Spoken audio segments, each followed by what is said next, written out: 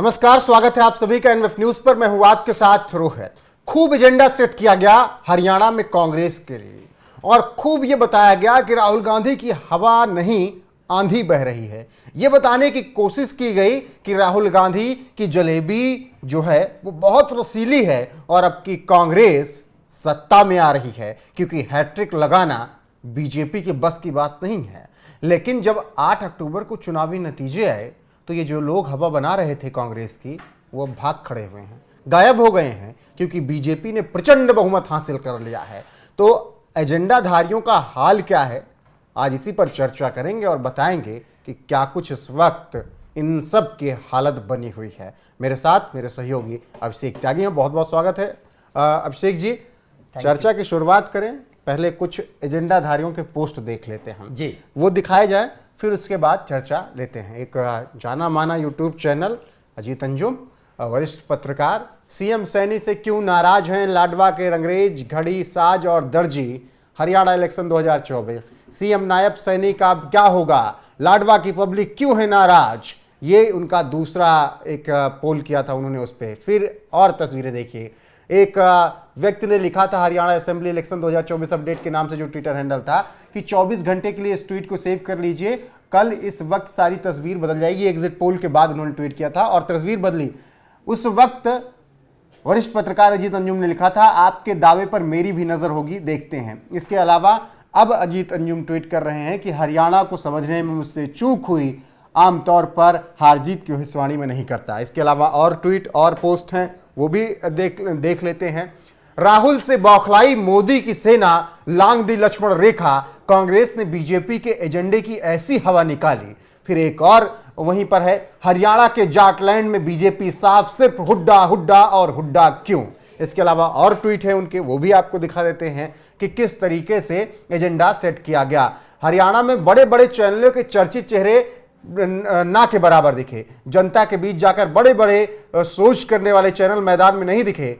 और इसके बाद उन्होंने इस पे रिप्लाई किया था, कहां गया वो मल्टी कैम सेटअप, हरियाणा में कहीं नहीं दिखा, क्या वजह लगती है आपको। और फिर एक उन्होंने और ट्वीट किया था, देखते हैं अशोक तंवर जब कांग्रेस में गए, 12 बजे तक बीजेपी के लिए प्रचार कर रहे थे, 2:30 बजे कांग्रेस ज्वाइन कर लिया, तब अजीत अंजुम वरिष्ठ पत्रकार ने लिखा था अशोक तंवर जी ने मौसम भांप लिया है। तो ये तमाम कमेंट और पोस्ट वरिष्ठ पत्रकार अजीत अंजुम की तरफ से पिछले कुछ दिनों में किए गए और तमाम एजेंडा सेट किया गया।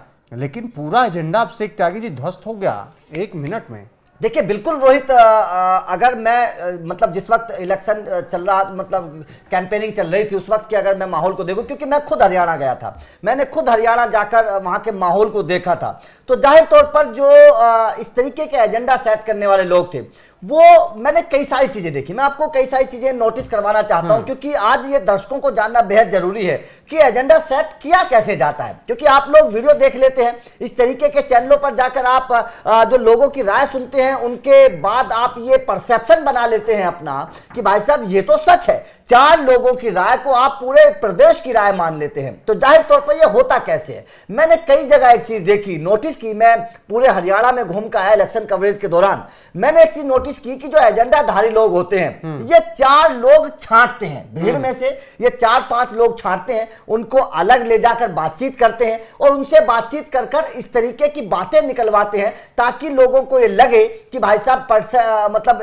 इस फला पार्टी का यहाँ पर हालात खराब है, इस पार्टी के हालात ठीक है, इस तरीके के। आप ऐसे कहेंगे तो कहेंगे हम निष्पक्ष हैं, हम निष्पक्ष प्रचार करते हैं। हाँ, तो निष्पक्ष आप मोदी गोदी मीडिया हैं। हाँ, तो निष्पक्षता आप कहां चलेगी? जनता ने तो बता दिया है ना। ये लोग, यही तो वो लोग थे जो बोल रहे थे बीजेपी को 20 या 25 सीटें मिलेंगी। अब क्या हुआ? दुगनी सीटें हो गई है। नाम बदलने के तक का चलेंगे, नाम बदलने तक की बात होगी नहीं लगी थी। बिल्कुल आपकी बात ठीक है। तो अब कहां चला गया? अब ये मैंडेट तो जनता ने दिया है, हम और आप तो जाकर वोट करके आए नहीं है। अब ये मैंडेट तो जनता का है। अगर लोगों की नाराजगी थी, जिस तरीके की लगातार बातें इस तरीके के चैनलों से चल रही थी कि किसान आंदोलन की नाराजगी है, विनेश फोगाट का मेडल को लेकर नाराजगी है, जाटों की नाराजगी है, नायब सैनिक के नाराजगी है। अरे भाई, मेडल की कैसे नाराजगी हो सकती है? मेडल खरीद के ले आएंगे क्या? हाँ, तो नहीं, जिस तरीके से ये थोड़ा समझा दीजिए, ये क्यों नाराजगी थी विनेश फोगाट को? जिस तरीके से देखिए, ये मैं विनेश फोगाट के ताऊजी के पास गया, मैं खुद उनसे बात करके आया रोहित जी, तो मैंने उनसे बातचीत की, मैंने उनसे पूछा कि क्या आपको लगता है कि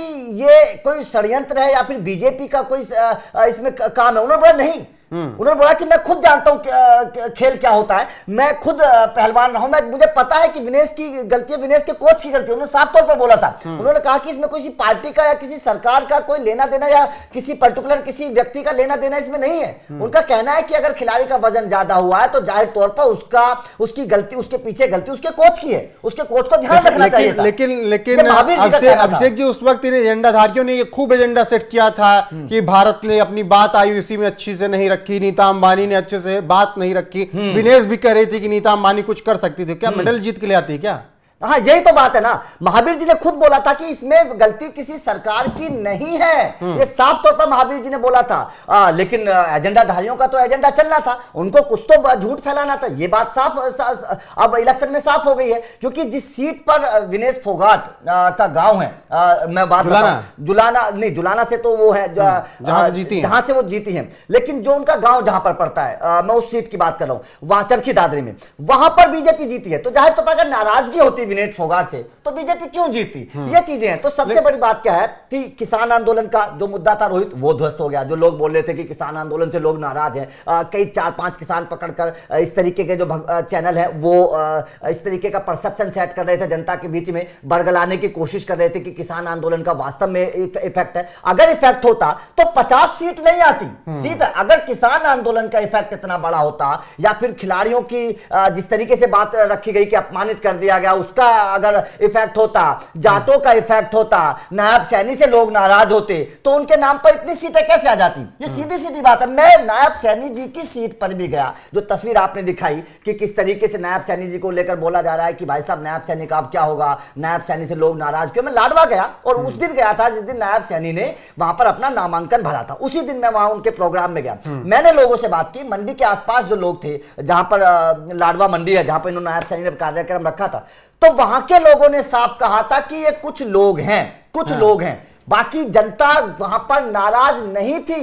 लाडवा की सीट नायब सैनी के लिए बिल्कुल क्लियर थी। बिल्कुल, लेकिन लाडवा से तो इन लोगों ने हरा दिया था नायब सिंह सैनी को। हाँ देखिए, बिल्कुल अभी अभी अभी कैसे जीत गए, यही तो सवाल है ना। ये इस तरीके के जो चैनल वाले हैं, ये वहां पर 4 लोगों को पकड़ लेते हैं, जैसे मैं बता रहा हूं आप लोगों को, और उस तरीके के 4 लोगों की बाइट लेकर जनता के सामने परसेप्शन फैलाने की कोशिश करते हैं कि जनाब बीजेपी तो हार रही है, यहां से सीएम उम्मीदवार तो हार रहा है, अब अगर सीएम उम्मीदवार ही हार रहा है तो बीजेपी का क्या हालत होगी। इस तरीके का भ्रम फैलाने की कोशिश करते हैं, और इस तरीके की कोशिश एक चैनल ने नहीं, रोहित, कई सारे चैनलों ने इस तरीके की कोशिश की है कि लोगों के बीच में नेगेटिविटी फैले, लोगों के जो बीजेपी के वोटर्स हैं वो थोड़ा सा डर जाएं कि भाई साहब हमारी पार्टी हारे, थोड़ा सा हो सकता है कि उनका मन चेंज हो जाए। इस तरीके की कोशिशें की जाती हैं, लेकिन ये इतना बड़ा मैंडेट वैसे ही नहीं मिलता है। आप 1-2 सीट इधर उधर हो सकती हैं, आप इतना बड़ा मैंडेट इतनी पूर्ण बहुमत में आप वैसे ही नहीं आ सकते। 50 सीटें लाना बहुत बड़ी बात है, 90 सीटों। बिल्कुल, और वो भी तब जब आपके लिए कह दिया गया हो कि आप साफ हो जाएंगे।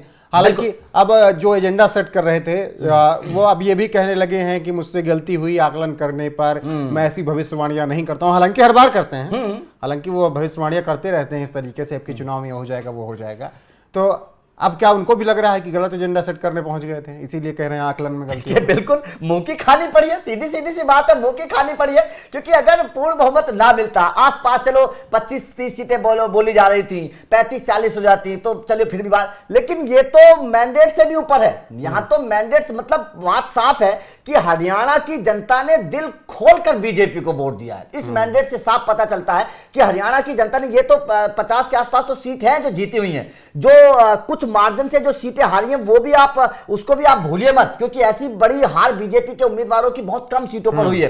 तो जाहिर तौर पर इससे साफ पता चलता है कि हरियाणा की जनता ने दिल खोलकर बीजेपी को वोट दिया है, और कोई नाराजगी नहीं है, कोई किसान आंदोलन का इफेक्ट नहीं है। क्योंकि अगर किसान आंदोलन का इफेक्ट होता, हरियाणा तो कृषि प्रधान प्रदेश है, वहां पर तो मोस्टली लोग खेती से बिलोंग करते हैं। और मैं तो ये बोलता हूं कि आप सोनीपत की बात कर लीजिए, आप जो दिल्ली के आसपास के जिले हैं वहां की बात कर लीजिए, बीजेपी का वहां पर देखिए कितनी बम्पर जीत मिली है बीजेपी को उस आसपास के क्षेत्रों में। तो इससे पता चलता है कि नाराजगी कुछ नहीं है, ये केवल एक भ्रम फैलाने की कोशिश की जा रही थी, ये केवल कांग्रेस को बढ़ा चढ़ाकर दिखाने की कोशिश की जा रही थी, ये केवल ये जनता को बरगलाने की कोशिश की जा रही थी कि बीजेपी की एंटी कंबेंसी हरियाणा में। लेकिन हकीकत तो पता चल गया, जनता को तो पता चल गया ना, एंटी कंबेंसी कुछ नहीं थी। जनता अपने मन में ठान कर बैठी थी रोहित कि वास्तव में कुछ भी हो जाए बीजेपी को ही वोट देना, इससे पता चल जाता। तो ऐसे में जो एजेंडा सेट कर रहे थे अभिषेक जी, अब उनको ये समझ में आने लगा होगा कि एक बार जनता समझ गई, 2 बार हमने जनता को ऐसे बना के बेवकूफ बना लिया, 3 बार हो गया, लेकिन अब जनता भी समझने लगी है कि ये सब एजेंडा सेट करने के लिए आते हैं। बिल्कुल बिल्कुल, जनता देखिए अब जनता बहुत एडवांस है, सोशल मीडिया पर जनता हमेशा एक्टिव रहती है, सब कुछ पता है। मैं तो बल्कि अभी आपको दिखा नहीं सकता वो बाइट, मैं जब विनेश फोगाट का नामांकन हो रहा था उस दिन मैं लाडवा में ही मौजूद था और मैंने विनेश फोगाट का जहां कार्यालय था उस कार्यालय के सामने एक दुकानदार था, मैं उस दुकानदार के पास गया और मैंने उससे पूछा कि आपके दिल की बात क्या है, कि आपको लगता है कि लाडवा में विनेश फोगाट बड़े मार्जिन से जीतेगी या फिर यहां पर कांग्रेस होगी। तो उन्होंने साफ तौर पर कहा था कि ये जो भीड़ विनेश फोगाट के नामांकन में आ रही है ये पैसे देकर बुलाए गए हैं दूसरी जगह से।